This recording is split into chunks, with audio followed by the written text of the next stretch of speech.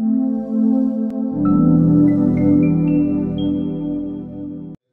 of us before you, all your children before you this morning. It is a great time, a wonderful time that we come and Lord, you share with us. It is our prayer this time. The Lord, let everything go, but let your glory be seen and speak to us a word and a package that you have for us this morning. And every child of God will say, Amen. Holy Spirit still matters. Ask your friend whether Holy Spirit still matters in their lives. Ask them. Some ask the wife. Yes. Praise the Lord. Holy Spirit still matters. He's a very important person. We can't do without the Holy Spirit. And that is what we've been learning. We've learned that the Holy Spirit is a person. That is why he matters. He lives with you. He's your friend. He's everything. He has knowledge. He has emotions like you do. He has the will. He intercedes for us. He speaks. So the Holy Spirit is a person. And if the Holy Spirit is a person, then everywhere let's desire to be with him. Let's desire that he be part of what we are doing, that he partner with us in whatever we are doing and wherever we are. And last week we learned that the Holy Spirit is also God. That is why he matters so much. And if Holy Spirit is God, then what more do you need? If he's a person and he's also God at the same time, what more do you need? He is present everywhere. He's all powerful. And that is what we've learned about the Holy Spirit. So Holy Spirit still matters. And in a meeting like this, in a meeting when we come for this meeting, please take note that you have not come here so we supply to you the Holy Spirit. No, you have not come here so we pick him from somewhere and give to you. What we are doing here is that we want to create in you the awareness, the understanding, so that you will be able to appreciate the significance of the personality and the divinity and the work of the Holy Spirit in your life. And what is it at the end of the day? At the end of the day, our desire is that you should be able to partner with the Holy Spirit for effective transformation of life in Christ. That is our desire.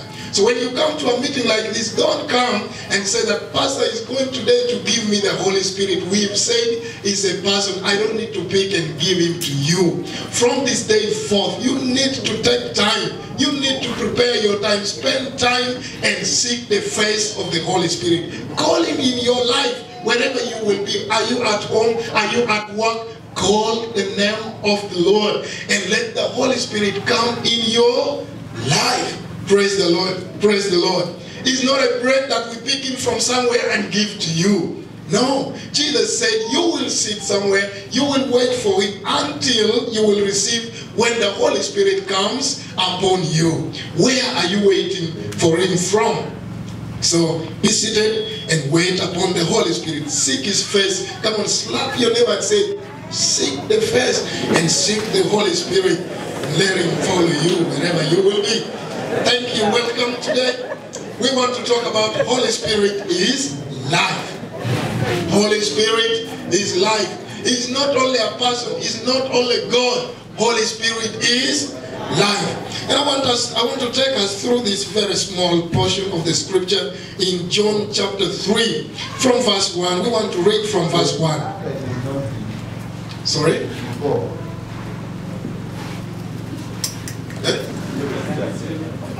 Oh, it is in the children's church. Oh, I thought somebody was rebuking me from here. Come on, let's clap our hands. We have received new machines for children. And so as we used to, we used to disturb them a lot. Now we are now their draw. They give us, we give them. And so thank God for everything. Please keep reminding me that it is coming from there. Please, verse 1. There was a man of the Pharisees named Nicodemus, a ruler of the Jews. This man came to Jesus by night and said to him, Rabbi, we know that you are a teacher come from God. For no one can do the signs that you do unless God is with him. Jesus answered and said to him, most assuredly I say to you, unless one is born again, he cannot see the kingdom of God. Nicodemus said to him, how can a man be born when he is old? Can he enter a second time into his mother's womb and be born? Jesus answered, most assuredly, I say to you, unless one is born of water and the Spirit, he cannot enter the kingdom of God. That which is born of the flesh is flesh, and that which is born of spirit is spirit. Do not marvel at this, I say to you. You must be born again. The wind blows where it wishes, and you hear the sound of it, but cannot tell where it comes from and where it goes. So everyone who is born of the Spirit. So Jesus was conversing with this man Nicodemus. It was a very unique conversation between the two people. Jesus was a very important man. But I doubt whether Jesus knew that even Nicodemus had been hearing about him. I want just to draw some small lessons from this story. One of the key things here, we see the Bible is opening up and saying, this is a man of the Pharisees. Nicodemus was a Pharisee. Now Nicodemus wasn't just a Pharisee. Nicodemus was a Pharisee who was a member of the Jewish council, was a very important man. Now the Jewish council was actually a very important court. That time of Jesus, it was considered as a lower court of the whole entire Roman authority. But in Jerusalem, it was actually the final court of appeal. It was the highest court, mostly dealing with issues of the Jewish law and issues of Jewish religion. When it comes to Jewish law and religion, that court was the highest. They were the topmost people. And so Nicodemus was actually in that very council. It is also clear that this is the very council that condemned Jesus and sentenced him to death. The only reason they could not sentence him to death themselves, why they took him to Pilate, was that their court was not allowed to do such. So they only recommended that this man be sentenced to death. And that is the court where Nicodemus was sitting, and you wonder, Nicodemus still found time, and then he went to Jesus, and then he spoke to Jesus. He was a very important person. But Nicodemus in that council was always a very objective man. He was a man who has always reminded his fellow counselors that one thing, we cannot pass judgment before hearing the law. The law requires that we hear first, then we pass a judgment. And in John chapter 7 verses 50, at a certain point when they had recommended the security men to arrest Jesus. And when they arrested Jesus, Nicodemus came out clearly and said, how do you go ahead and then start judging this man before you hear from him and get to understand what he is doing? And all his fellow men rose against him and said, why do you talk like that? Do you think any new thing can even come from Jerusalem? And so we also learned that Nicodemus was a highly learned person. He was a person who was highly learned. And he had everything. He was a very rich man.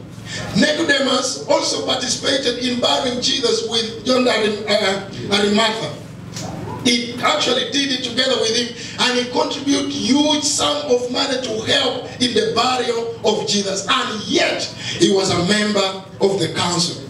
I have come to learn that no, it is not what people say. People say it is people who are less learned, less educated that are following Jesus. People who are foolish, people who are low income earners are the ones following Jesus. Even at that time, men of authority, they heard about Jesus and they say, wow, I am going to follow that man. Look at the man like Nicodemus who came to Jesus, and all his profile, all his big profile, he came to follow Jesus. Highly ranked guys came to follow Jesus. Nicodemus came by night. The second thing I want to draw from here is that I see this man coming to Jesus by night. And you would wonder, is he fearing his friends? What is it? Many people will draw many things. But these are a few things that I look at. One, that he was very busy. Being a counselor at the state, he was very busy. So he needed more time, so he said, I will first finish my work. I will go to Jesus when I am done. But he also waited for Jesus to finish his work.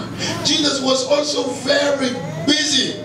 So he waited for work to be done. You know, wise men do their things wisely, intelligent guys. They do their things in a very unique way. So he said, let me wait when everything else is done, then I will go to Jesus. But also one of the things I think is that he also feared interruptions from his colleagues, whom he thought maybe when he starts talking to Jesus would come to him and then starts interfering their talk. Now I wondered why this guy would spare time at night when he was done with work. And then he said, I want to meet Jesus when it is two of us. I want to meet Jesus when everything is quiet. I want to meet Jesus when I am out of pressure. I want to meet Jesus when I am not in a hurry. And I want to discuss with him deeper things. Can you imagine that even time for getting to pray, even time that you go to pray to God is very important. Sometimes we come to Jesus when we are in a hurry, when we are in pressure, and we want just to say, blah, blah, blah, blah, and we take off very fast. It is important always to come to Jesus at a time when you know I am out of pressure. Today I don't have any doubt that the deadline. Let me finish everything. And I want to spare my 1 hour, my 2 hours, only the two of us with the Lord. Praise the Lord. That is the wisdom I got from such a man who actually wasn't walking with Jesus yet. But he knew the importance of concentrating, of coming to Jesus when you know I can give him all my full attention, but also when I can wait for him to deliver, to reply me. So Nicodemus was such a man. The third thing that I see from here is that Nicodemus never argued with Jesus, but he declared that Jesus was a teacher who came from God. This was so unique. Many of the Pharisees who came to meet Jesus discussed with Jesus politics. They came to argue with Jesus about their laws.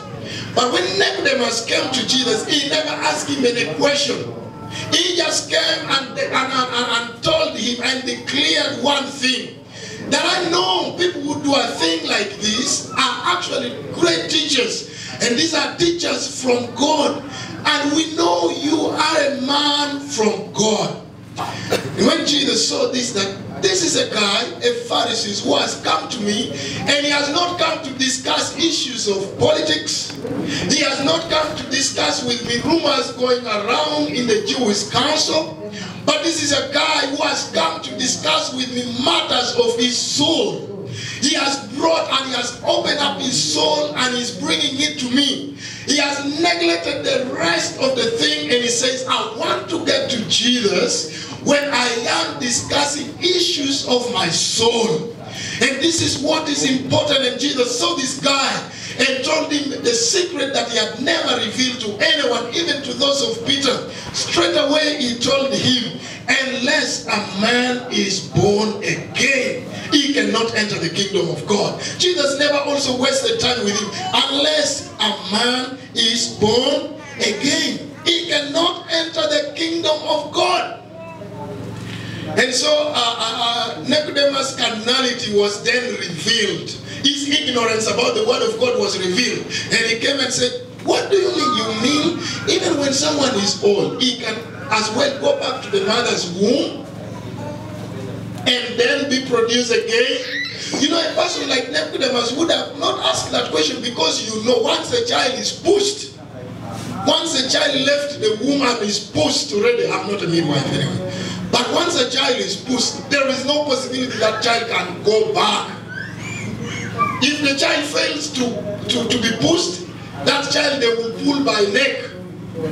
If the child fails to come out, the child, they will do anything, whether they cut the neck or whatever it is, that child must come out. That child can never go back in the womb. And if he was here in Lano, they would say, why do you ask like Olade? There was a man in a Molatan called Olade. He asked you, is there dry fish also in the, is there also dry fish there in the leg?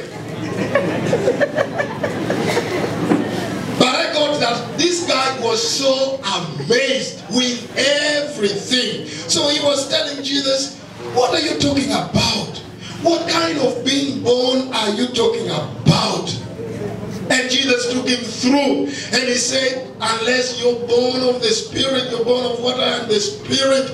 You know what spirit gives birth to spirit, flesh gives birth to flesh. The birth which I am talking about is not conducted by a midwife. The birth I am talking about is conducted by the Spirit of the Lord. That is the birth I am talking about. The birth that imparts in you a new life, a new way, a new thing.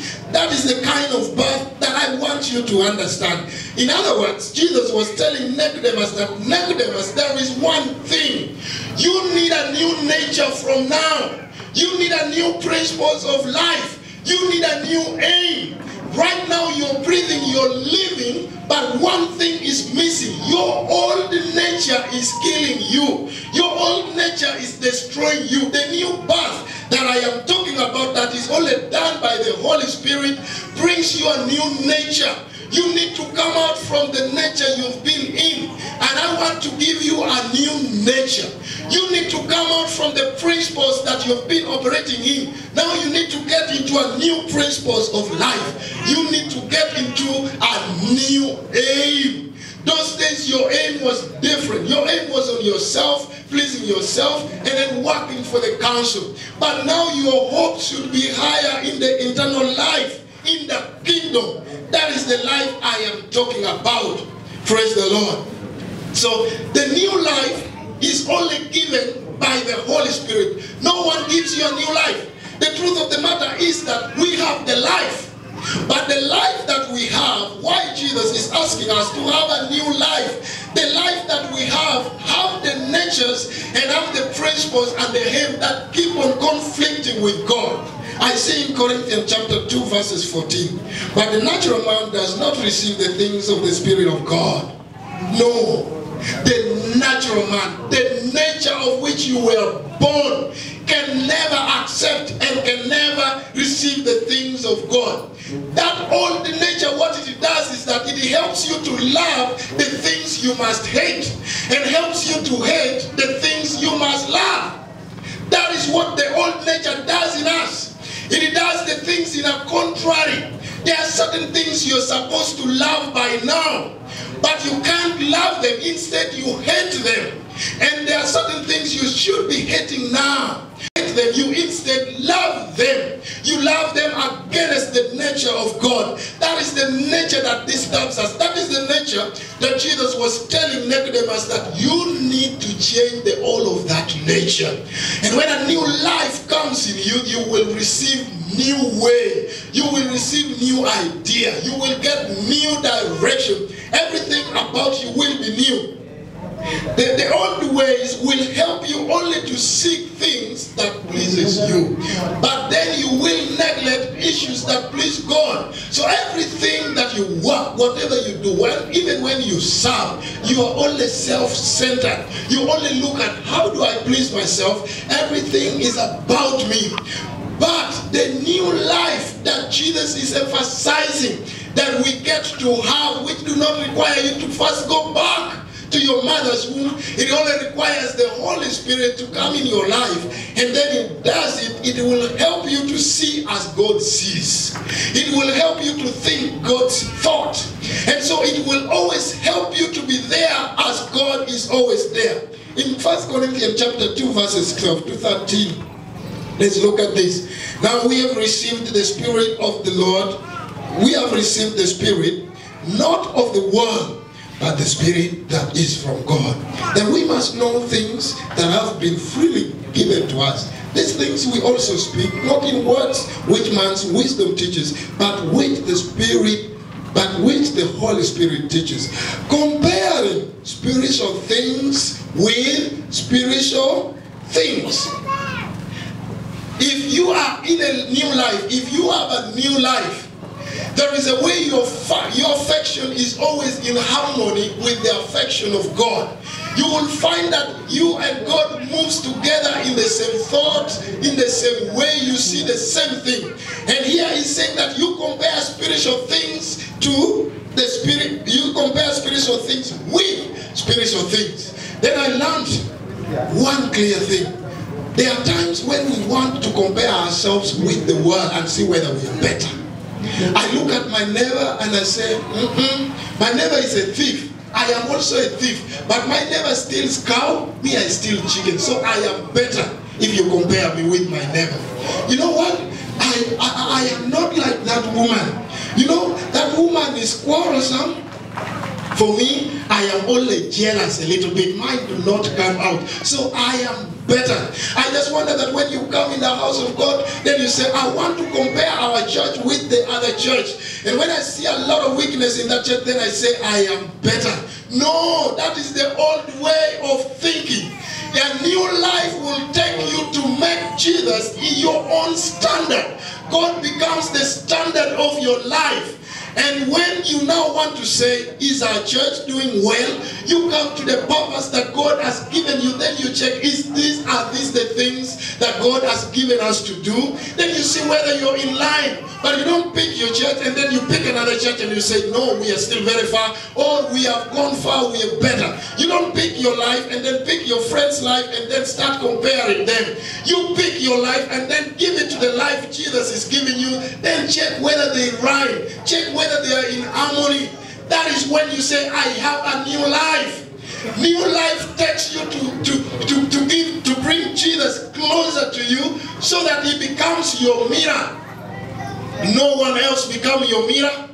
No, I don't need to know that my talent is well by looking at other people's talents. I need to get to know Jesus. What is your idea? What is your mind? What was your plan? What is your purpose? What is your aim for this?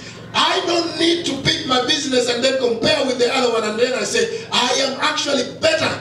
In the eyes of God, in the standard of God, you might be performing lower than the other person.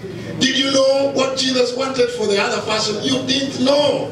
Maybe for the other person, it actually was meant to be like that. But for you, you are given a high standard. But only when your life is renewed, when you're in a new nature. Galatians chapter 5 verses 19 tells us clearly that the works of the flesh are clearly displayed. Then they mention them. But in verse 22, the spirit, the fruit of the spirit is all sin, and they mention them. And when you get there in verses 22, there is now a new life. When you come to from verse 19, there is the old life. So you don't need to go back to your mother's womb. Tap your neighbor and say, you don't need to go back to your mother's womb. That would be a big task. Remember, the product of every womb are sinful. So the more you go back to your mother's womb, you come back with more sin. If you go back 5 times, your sin is actually made 5 times. Because the product of every womb is sinful. And so the Holy Spirit is here responsible. And Jesus said one thing, my meat is to do the will of my Father. My vision and my Father is the same. My ways and my Father's ways are the same. Let me tell you one thing. Truly the Holy Spirit is capable of giving us the new life. He is. Why? He first participated in creating us. In creation, the Holy Spirit was there. The Holy Spirit participated. The breath that God gave in our nose was actually the Spirit. Praise the Lord. And so even in that state, you already have a big deposit, a big contribution from the Holy Spirit himself. And he, by the way, he sustains your life. That is what the Spirit does. And so if the Holy Spirit contributed and participated in creating you, then he knows that life can be transformed. And so he can work it out and then make that life better. He is actually going to reframe it and make it better than what you have now. Because even what you have now, he has a hand in it. So our foundation is not like in baboons. Apap told me last week that our foundation is not in baboons like people say. We taught here and said God is a person, Jesus is a person, Holy Spirit is a person. That is where we derive our personalities. Our personalities is not just coming from nowhere. No, our personality has a foundation that it comes from the Holy Spirit, it comes from God, it comes from Jesus himself. So if that is the basis, what Jesus is telling us is here that the Holy Spirit will actually participate, and then it is all his responsibility to reframe you and make you a better person. So we need a new life because we are dead in trespasses.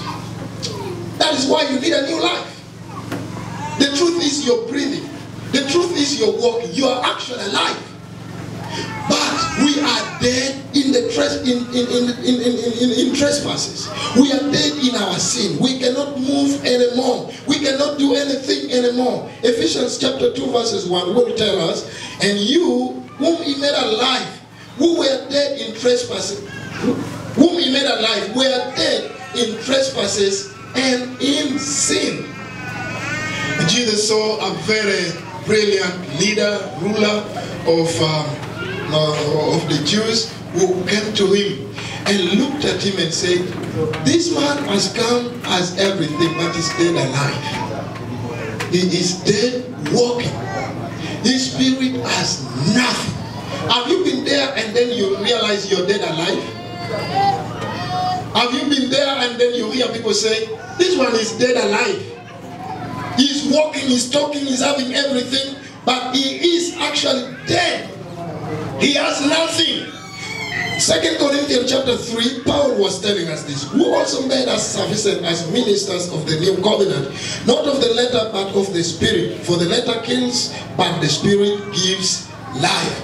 The letter that Paul was talking about here are some external conformities, some of the things that comes and covers our eyes, and then we walk like we are alive, we walk like we know, and yet they inhibit us from getting the true life that God has given us. One of the person that was dead alive was Paul. Paul was walking but dead alive. He was dead in this sense that to Paul, it is okay to persecute the Christians as long as you can follow the law. It was okay that you can go ahead and persecute as long as you can follow the law of the Jews. So every time he was walking on earth, people seeing him brilliant, he was actually dead. King Saul was also another man dead alive among many other people. That King Saul was dead in this manner that he thought as long as you can always sacrifice to the Lord, it is okay to disobey. It is okay to slaughter the high priest and the priest of God. It is okay to do the rest of the thing as long as you can give the sacrifice. These are things that blindfold us. These are things that covers our eyes. Even we come to church and we say, as long as I can take my sacrifice, as long as I can take my tithe, the rest of the thing, it's okay. It's okay. It's okay to do a bit of fornication. It's okay to do a bit of corruption as long as I can give in my time. And you keep coming to church, but when you are actually dead, you have no life in you. And the day they bury this, the day you lose this life, you've lost it all. But in the newness of life, you have double. You have this life, but then you have the eternal life. That is what Jesus desires that every child of his should have. And who is responsible of doing a thing like this? No one. No one can do a thing like that. And Jesus was telling Nicodemus that as long as you still think like the Jews, as long as you still do like the Jews, as long as you still walk like your fellow Pharisees, let me tell you one thing, you are dead. The only thing that will rescue you is the Holy Spirit. He will deliver. He will give you a new life. How does the Holy Spirit then impart a new life in us? How does he then impart in us a new life. 2 Corinthians chapter 3 verses 3. You are a epistle of Christ, ministered by us written, not with ink, but by the Spirit of the living God, not on tablets of stone, but of the heart. One of the key things that the Holy Spirit will use to actually transform us, to actually impart in us the new life, is actually the instrument of the Word. It's actually the instrument of the Word that we neglect so much. I see here Paul in the previous verse, and even in this verse, he's telling us about the written letter. He's telling us about the written document. Paul is actually telling people that you are the epistle of Christ. You are the letter yourself. He is saying, yes, the Bible is important. Everything written is important. But you yourself, you are the written letter. That wherever you go, you move as a letter. Not the letter in the book, not the letter you see up. What does this then tell us? One important thing, how the Holy Spirit does all this for us, is this one thing. That the Holy Spirit will get the word which is written, the word written in that Bible, the word written in that tablet. How he then uses it to transform us is that he first of all makes this word living. He creating this word life. And when he turns it into a living word, he then puts it in your heart. And when the word of God comes in your heart and it is a living word, then the word in you then starts transforming your life. It is the word in you that starts transforming your nature. It is the word in you that starts transforming your direction. It is nothing else. You wonder why the three of you fornicated at the same time, but when you came, the two of you were quick to repent and the one person remained. Why?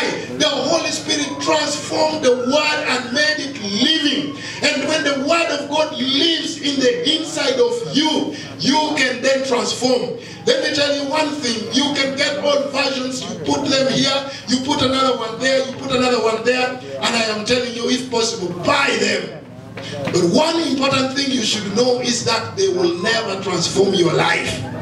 The only thing that transforms your life is that when the Holy Spirit transforms them into a living thing. As long as the word remains in the book, as long as that words remain, you will read them and not understand unless this word starts speaking in your life. Now, these are not the things that a pastor will do. This is not a thing that the bishop will do. I can preach. I have not yet started sweating. I can preach and even sweat twice than this or three times than this. But that will not give you a new life. The new life comes when the Holy Spirit then gets this word I am speaking and then makes it new and makes it a living thing in your life, so that as you walk, you know the word speaks to you life. It is a living thing. It is not a dead thing. It is not something you ground. There must be a difference between history and the word of God. There must be a difference between chemistry and the word of God. There must be a difference between the things, the novels that you read and the word of God. The novels will give you good stories, but the word of God should be able to create life in you. And now a dead thing cannot create a life in you. How can a dead thing give a living thing life? It doesn't work. And that is why we are saying Holy Spirit still matter. I tell you the truth, you're missing a lot if you're not seeking the face of the Holy Spirit. That is the reason every time you do this, you have come back the same. Have you ever thought about this? That we can preach the gospel to hundreds of people like this, then 5 of them will come and receive Christ. The Holy Spirit in his way goes down there, creates a word, creates this word and makes it living. The word will then start pushing. The word will then start forcing. It only does that if it is alive in you. Praise the Lord. So Holy Spirit himself is life. Holy Spirit himself is life. If we neglect the presence of the Holy Spirit in our midst, I tell you the truth, we will come to church and pastors will continue to read to you the newspapers that they have drawn from the word of God, that you look more of a newspaper.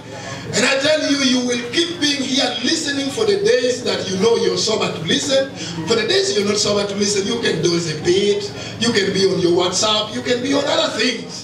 And I'm telling you, for years we will go and we will move and we will move, but there will be no transformation in our midst. But when the church will rise up and say like they said here, and say like they said here, Holy Spirit, come. Holy Spirit, come now and take charge. Your presence is the newness of our lives. And when the church will come and they will cry this one thing, I tell you the truth, lives will be transformed. We will walk out of this place when we are actually different. And that is how the Holy Spirit is life. And so Jesus and the Nicodemus chatted together. And so Jesus was telling Nicodemus that, Nicodemus, you know one thing? You just need to be born of this person called the Holy Spirit. You have had the other one enough. Now you need a new life. You need a new nature. You need a nature that will give you peace. You need a nature that is going to give you hope. Satan comes to kill, to steal, kill, and destroy. What does Satan steal? He steals the peace. He steals the joy. He steals your hope. Once you remain without the three things, you are already dead.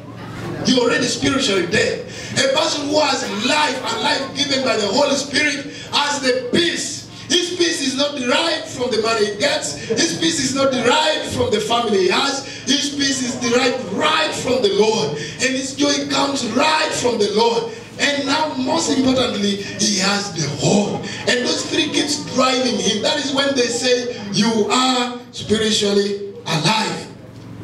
And God is working out this in us. The regeneration works of the Holy Spirit will then bring in your life the divine cleansing from sin. Later, the divine cleansing from sin will come. When the Holy Spirit imparts in your new life, then you're cleansed from your sin. Nothing. You know, the whole thing starts from the inside. Friends, ensure that you're seeking the face of the Holy Spirit. One of the things that we have neglected is seeking the face of the Holy Spirit. We think that when we come to church, somebody must do it for us. Somebody should be doing it for us. It is the responsibility for each one of us. You will live an empowered life. You live an empowered life. A new life is empowered. Empowered to overcome sin. Empowered to overcome situation. Empowered to overcome the adversities in this world. The world will offer you all categories of things. But the only way you overcome them is that the Holy Spirit must empower you. He must empower you to do ministry. If you do ministry without the empowerment of the Holy Spirit, you can't manage.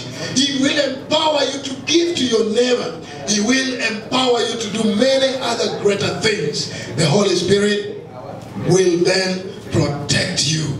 That is what Jesus said. But this, he says one thing. The wind blows where it wishes. You hear the sound of it, but you cannot tell where it is coming from. And that is the Spirit. The Spirit of God, you don't need to see face by face. But one thing is that you will hear the voice. As you're there, the voice comes. That voice you've been ignoring. That voice that you hear when you are about to touch that sin, when you are about to touch that wrong thing, he comes in a very humble way. That voice that you see telling you things of God, that is the voice of the Holy Spirit. Jesus was teaching him here because he thought that this man could be waiting for the Holy Spirit to come in a person. No, he says the wind will blow. You will hear the sound, but you will not tell where it is coming from. And that is how the Spirit is. You will not see him, but the voice will come to you. When you hear that voice today, may you respond to that voice. When you will hear that voice today, may you wake up and say, I will follow you. I will follow you, because that voice will always renew your life. You will always come in the presence of God when you are refreshed. It is going to be very hard for you for all the time to come in the presence of the Lord when you come without hearing the voice and you go back without hearing the voice. He speaks in Even as we conclude this service, He is speaking in your heart. He's speaking to you through your heart right now. And there are things He's telling you. The only thing you will not believe. Can we take a moment and we say, Holy Spirit, through the living word, create a living word in me. Even as we sing that song in full,